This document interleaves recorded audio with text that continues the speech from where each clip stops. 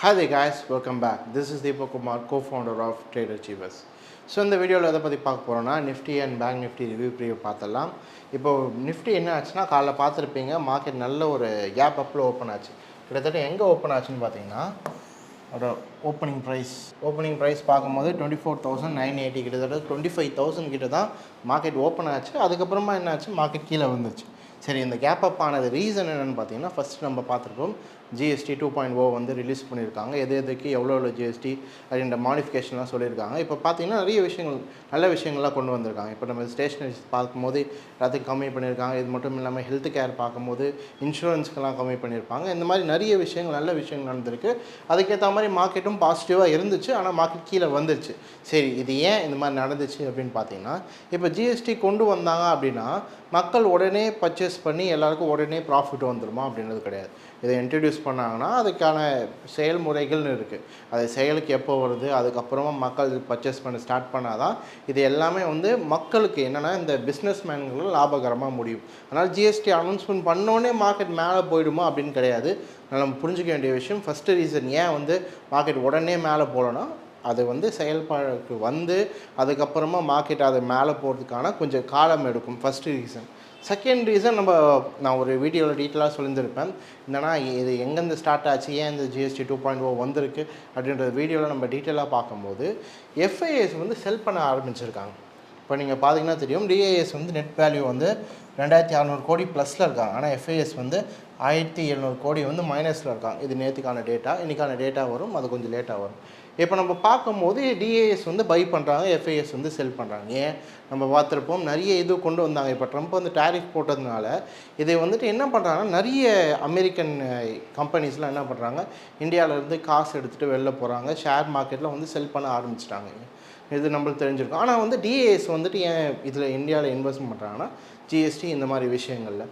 அப்போது ரெண்டு பேரும் பார்த்தீங்கன்னா ட்ரம்ப் என்ன பண்ணியிருக்காரு, அமெரிக்கா ஃபஸ்ட்டு அப்படின்ற ஒரு விஷயம் கொண்டு வராரு. இந்தியாவில் பார்த்தீங்கன்னா மேட் இன் இந்தியா அப்படின்ற ஒரு விஷயம் கொண்டு வரணும்னு பார்க்குறாங்க. இப்போது ஆனால் நம்ம புரிஞ்சுக்க வேண்டிய விஷயம் என்னென்னா, ஷேர் மார்க்கெட் வளரணும், ஷேர் மார்க்கெட்டில் நல்லா க்ரோத் இருக்கணும்னா நம்மளுக்கு எஃப்ஐஎஸ் தேவை. இப்போ இருக்க டிஏஎஸ் போதுமானு கேட்டிங்கன்னா கிடையவே கிடையாது. நம்மளுக்கு யார் தேவைன்னு பார்த்தீங்கன்னா ஃபாரின் இன்வெஸ்டர்ஸ் தேவை. அதனால் நல்ல ஒரு க்ரோத் வரணுன்னா நம்ம கண்டிப்பாக யாரை வந்து கவர்ற மாதிரி இருக்குன்னா ஃபாரின் இன்வெஸ்டர்ஸ் கொஞ்சம் கொண்டு வந்தால் தான் மார்க்கெட்டில் ஒரு நல்ல ஒரு க்ரோத் இருக்குது. டிஏஎஸ்னால் க்ரோத் கொண்டு வர முடியாதா அப்படி புரிஞ்சிக்காதீங்க. டிஏஎஸ்னாலையும் க்ரோத் கொண்டு வர முடியும். ஆனால் ஒரு நல்ல ஒரு க்ரோத் நம்ம எக்ஸ்பெக்ட் பண்ணோன்னா ஃபாரினில் இருக்க இன்வெஸ்டர்ஸ் எல்லாமே நம்ம மேலே இன்வெஸ்ட்மெண்ட் பண்ணால் மட்டும்தான் நல்ல ஒரு க்ரோத் இருக்கும். இதுக்காக தான் நம்ம மோடிஜி என்ன பண்ணியிருக்காருன்னா சைனாக்கிட்டையும் ரஷ்யாக்கிட்டையும் ஜப்பான்கிட்டையும் போயிருக்காங்க. அதனால் ஷேர் மார்க்கெட் ஏறணும்னா இவங்களாம் இன்வெஸ்ட்மெண்ட் பண்ணாங்கன்னா ஒரு நல்ல ஒரு இதுவாக இருக்கும். இதனால் இந்த நியூஸ்லாம் வாட்ச் பண்ணிக்கிட்டே இருங்க. இன்கேஸ் அதை பற்றி வந்துச்சுன்னா நான் இந்த விஷயங்கள்லாம் காமிக்கிறேன். இப்போதைக்கு மார்க்கெட் பார்த்திங்கன்னா இந்த ரேஞ்சுக்குள்ளே தான் இருக்குது. ஒரு ரெசிஸ்டன்ஸ் சப்போர்ட் இந்த ரேஞ்சுக்குள்ளே தான் இருக்குது. மார்க்கெட் வந்து பெருசாக மூவ்மெண்ட் இல்லை. மார்க்கெட் இந்த இடத்துல பவுன்ஸ் பேக் ஆகிருக்கு. அதனால் அடுத்த ரெசிஸ்டன்ஸ்னு பார்க்கும்போது எங்கே இருக்குதுன்னு பார்த்தீங்கன்னா 25,140 அந்த ரேஞ்சில் தான் இருக்குது. ரெசிஸ்டன்ஸ்னு பார்க்கும்போது சப்போர்ட்னா ப்ரீவியஸ் லோ அது எங்கே இருக்குதுன்னு பார்த்தீங்கன்னா 24,365. நான் போன வீடியோவில் கூட வந்து ஹெட் அண்ட் ஷோல்டர் பேட்டர்ன் வந்திருக்கும். நான் அதை வரைஞ்சி காமிச்சிருக்க மாட்டேன். ஏன்னா நீங்கள் ஹெட் அண்ட் ஷோல்டர் போட்டிங்கன்னா கூட அது ப்ரீவியஸ் லோ உடைச்சா தான் ஹெட் அண்ட் ஷோல்டர் வேலிட் ஆகும். ஹெட் அண்ட் ஷோல்டர் வரைகிறது தப்பு கிடையாது. ஹெட் அண்ட் ஷோல்டர் எப்போ வேலிட் ஆகுதுன்னா அது ப்ரீவியஸ் லோ அந்த சப்போர்ட்டை உடைச்சா தான் வேலிட் ஆகும். அப்போ இங்கே 24,365 உடைச்சா தான் ஹெட் அண்ட் ஷோல்டர் வேலிடே. அதனால் நம்ம எங்கே வேணாலும் வரையலாம். ஆனால் எப்போ வேலிட் ஆகுதுன்னு ஒரு விஷயம் இருக்குல்ல, அதனால தான் நம்ம பார்க்குறோம். என்ன லெவல்னு பார்த்தீங்கன்னா 24,365 ஒரு க்ரூஷியலான சப்போர்ட்டாக இருக்கும். ரெசிஸ்டன்ஸ்னு பார்க்கும்போது 25,145 இந்த ரேஞ்சு பாருங்கள்.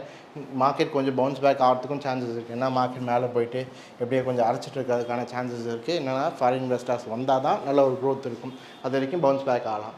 அடுத்த ரெசிஸ்டன்ஸ் இன்கேஸ் இது மார்க்கெட் பிரேக் அவுட் ஆகுது, அடுத்த ரெசிஸ்டன்ஸ் பார்த்தீங்கன்னா 25,600 இருக்கும். அதையும் பிரேக் அவுட் ஆச்சுன்னா ஆல் டைம் ஹை. சப்போர்ட்டுன்னு பார்க்கும்போது 24,360 அந்த சப்போர்ட்டாக வச்சுக்கோங்க. அடுத்த சப்போர்ட்னு பார்க்கும்போது 23,800 இருக்கும். அதையும் மார்க்கெட் பிரேக் அவுட் ஆச்சுன்னா 23,200. மார்க்கெட் வந்து இதுதான் அவங்களோட சப்போர்ட்டாக இருக்கும். அதனால் மார்க்கெட் கொஞ்ச நாளைக்கு சைட்வேஸில் போகிறதுக்கான சான்சஸ் இருக்குது. அப்போ சைட்வேஸில் நான் என்ன பண்ணலாம் அப்படின்னு கேட்டிங்கன்னா, சைட்வேஸில் இன்வெஸ்ட்மெண்ட் பண்ணணும். ட்ரேடிங் பண்ணுறவங்க பண்ணிக்கலாம். ஏன்னா ட்ரேடிங் பண்ணுறவங்க வந்துட்டு இது ஆப்பர்ச்சுனிட்டி கிடையாது. நீங்கள் சும்மா வந்துட்டு 1 ஹவர் போகிறீங்க, பார்க்குறீங்க என்ன ட்ரெண்டில் இருக்குது, நல்ல ஒரு அப் ட்ரெண்டில் இருக்குது. மார்க்கெட் கரெக்ஷன் கொடுத்துருக்கு. அதுக்கப்புறம் மார்க்கெட் திருப்பி போயிருக்கு. அந்த கரெக்ஷன் கொடுத்த இடம் கூட பார்த்தீங்கன்னா 0.6 வந்திருக்கு. மார்க்கெட்டை வந்து அங்கேருந்து திரும்பிருக்கு. சரி, அடுத்த இதுவும் போட்டு பாருங்கள். நீங்கள் அடுத்த ஸ்விங்க்கு போட்டு பார்த்தீங்கன்னாலும் இப்போ மார்க்கெட் கரண்ட்டாக எங்கே வந்துருக்குன்னா 0.6 அந்த ரேஞ்சு கிட்ட வந்திருக்கு. அதனால் ட்ரேடிங் பண்ணுறவங்க, இன்ட்ராடேயில் பண்ணுறவங்க தாராளமாக அவங்க ட்ரேடிங் பண்ணிக்கலாம். அதெல்லாம் ஒன்றும் பிரச்சனை இல்லை. இன்வெஸ்ட்மெண்ட் பண்ணுறவங்க இந்த டைமில் என்ன பண்ணலாம், தாராளமாக இன்வெஸ்ட் பண்ணலாம். ஏன்னா ஒரு கரெக்ஷன் வருதுன்னா 2 விஷயம், அக்யூமுலேஷன் இருக்கும், இல்லை டிஸ்ட்ரிபியூஷன் இருக்கும். இப்போ இது என்ன ஃபேஸ்ன்னு கேட்டிங்கன்னா அக்யூமுலேஷன் ஃபேஸ் தான். ஏன்னா மார்க்கெட் வந்து ஓவரால் அப் ட்ரெண்டில் தான் இருக்குது. அதனால் வரி பண்ணிக்கணும் அவசியம் கிடையாது. எவ்வளோக்கு எவ்வளோ மார்க்கெட் கீழே வருதோ, எவ்வளோக்கு எவ்வளோ உங்களால் முடியுமோ கொஞ்சம் கொஞ்சமாக வாங்கி வைக்கிறது நல்லது. அதனால் எவ்வளோக்கு எவ்வளோ கீழே வருதோ அது ஆப்பர்ச்சுனிட்டியாக பார்த்து என்ன பண்ணிக்கோங்க, வாங்கி வச்சுக்கோங்க.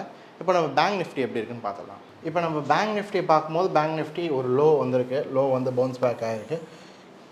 கரெக்டாக எங்கே இருக்குன்னு பார்த்தீங்கன்னா இது சப்போர்ட்கான லெவல் தான். ஏன்னா ப்ரீவியஸ் லெவலில் பார்த்தீங்கன்னா இங்கே தெரியும் அந்த லெவலில் தான் மார்க்கெட் வந்து பவுன்ஸ் பேக் ஆகி கீழே வந்திருக்கு. திருப்பியும் அந்த லெவல் தான் வந்திருக்கு மார்க்கெட். அது என்ன ரேஞ்சுன்னு பார்த்தீங்கன்னா 53,560 ஒரு க்ரூஷியலான சப்போர்ட். இப்போ இருக்கிற சப்போர்ட் மார்க்கெட் இன்கேஸ் இந்த சப்போர்ட்டை பிரேக் ஆகுதுன்னா அடுத்த சப்போர்ட் நம்ம பார்க்கும்போது 52,000 இருக்கும். நீங்கள் ப்ரீவியஸ் லெவலில் பார்த்தீங்கன்னா தெரியும், கிளியராக இருக்கும். இப்போ உங்களுக்கு லெவல் தெரியணுன்றதுக்காக ஜூம் பண்ணி வச்சுருக்கு. 52,000 அதையும் மார்க்கெட் பிரேக் அவுட் ஆச்சுன்னா அடுத்த சப்போர்ட்னு பார்க்கும்போது 50,800 அந்த ரேஞ்சுகள் இருக்கும். இல்லைனா ஃபஸ்ட்லேருந்து பார்க்கும்போது 1,500 பாயிண்ட்ஸ் இருக்கும். அங்கேருந்து ஒரு 1,200 பாயிண்ட்ஸ் இருக்கும் அடுத்த சப்போர்ட்னு பார்க்கும்போது. இப்போ நம்ம ரெசிஸ்டன்ஸ்ன்னு பார்த்தோன்னா மார்க்கெட் ப்ரீவியஸ் லெவல் வந்து பவுன்ஸ் பேக் ஆகிருக்கா. என்ன லெவல்னு பார்த்தீங்கன்னா 56,000. இது வந்து ஒரு க்ரூஷியல் லெவலாக இருக்கும். ஏன்னா மார்க்கெட் வந்து அந்த இடத்துல தான் ஒரு கரெக்ஷன் ஃபேஸ் வந்து பவுன்ஸ் பேக் ஆகி கீழே வந்திருக்கு. ஆனால் 56,000 வந்து ஒரு க்ரூஷியல் லெவலாக இருக்கும். ஏன்னா ப்ரீவியஸ் லெவல்லையும் இங்கேயும் சரி அங்கே தான் டெஸ்ட் பண்ணியிருக்காங்க. அதனால் 56,000 எடுத்துக்கோங்க. அது பிரேக் அவுட் ஆச்சுன்னா அடுத்த ரெசிஸ்டன்ஸ் இங்கே பக்கத்துலேயே இருக்குது 57,000 to 57,500. அந்த 500 பாயிண்ட்டு தான் உங்களுக்கு ஒரு ரெசிஸ்டன்ட் ரேஞ்சாக இருக்கும். இந்த 57,000 to 7,500 600 உங்களுக்கு ரெசிஸ்டன்ட் ரேஞ்சாக இருக்கும். அதனால் நம்ம எக்ஸ்பெக்ட் பண்ணுறது எல்லாமே என்ன ட்ரெண்டுனா அப் ட்ரெண்டில் தான் இருக்குது. இதுவும் மார்க்கெட் ஏன் கீழே வந்திருக்கோம் நம்ம பார்த்துருப்போம். HDFCயோட வெயிட்டேஜ்லாம் கம்மி பண்ணுறாங்க. மார்க்கெட் எவ்வளோக்கு எவ்வளோ கீழே வருதோ ஆப்பர்ச்சுனிட்டியாக பார்த்து வாங்குறதுக்கு பாருங்கள். என்னென்னா மக்கள் வந்துட்டு எப்போதுமே என்ன பண்ணுறாங்கன்னா ஐயோ கீழே வந்துருச்சு பயம் அப்படின்னு சொல்லுவாங்க. மார்க்கெட் கீழே வருதுன்னா எதுக்காக வருது, கரெக்ஷனுக்காக வருதா, டவுன் ட்ரெண்டுக்காக வருதா, அதை அனலைஸ் பண்ணி பார்த்தீங்கன்னா தெரியும். ஏன்னா ஓவரால் நம்ம மந்த்லியில் பார்க்கும்போது ட்ரெண்டு வந்து டவுன் ட்ரெண்டாக கேட்டிங்கன்னா கிடையாது, அப் ட்ரெண்டில் தான் இருக்குது, கரெக்ஷன் ஃபேஸில் தான் இருக்குது. அதனால தான் திருப்பி நாங்கள் சொல்கிறது என்னென்னா இது அப் ட்ரெண்டு தான், கரெக்ஷன் ஃபேஸ்னால் இதை வந்து ஆப்பர்ச்சுனிட்டியாக யூஸ் பண்ணிக்கிட்டா நல்லா என்ன இருக்குன்னா எவ்வளோக்கு எவ்வளோ லோ வருதோ அந்த இடத்துலையே என்ன பண்ணிக்கலாம், பஞ்ச் பண்ணிக்கலாம். ரொம்ப யூஸ்ஃபுல்லாக இருக்கும்.